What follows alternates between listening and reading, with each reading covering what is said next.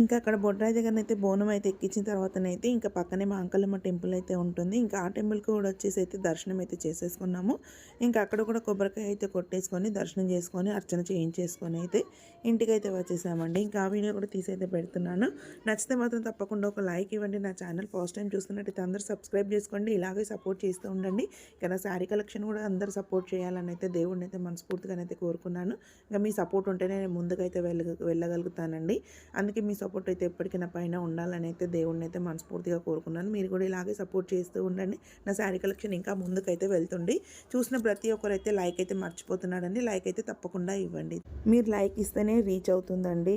నా హోప్ ఒక చిన్న లైక్ ఇస్తారని అయితే మర్చిపోకుండా అయితే తప్పకుండా ఒక లైక్ ఇవ్వండి.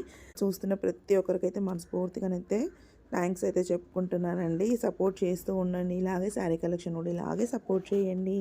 ఇంకా గుళ్ళో అమ్మవారిని అయితే చూపిస్తున్నాను చూడండి. ఇంకా ఈ ఇయర్ అయితే బొడ్రాయి పండుగ అయితే అయిపోయిందండి. ఇంకా నెక్స్ట్ ఇయర్ అయితే బొడ్రాయి పండుగ చాలా గ్రాండ్గా చేస్తారంట. ఎందుకంటే 3 years కాబట్టి ఇంకా అప్పుడైతే మేము కూడా చాలా గ్రాండ్గానే అయితే చేస్తాము. ఇంకా అప్పటి వరకు అయితే వెయిట్ చేయాల్సిందే. ఇంకా అన్ని వీడియోస్ అయితే వస్తూ ఉంటాయి. Thanks for watching.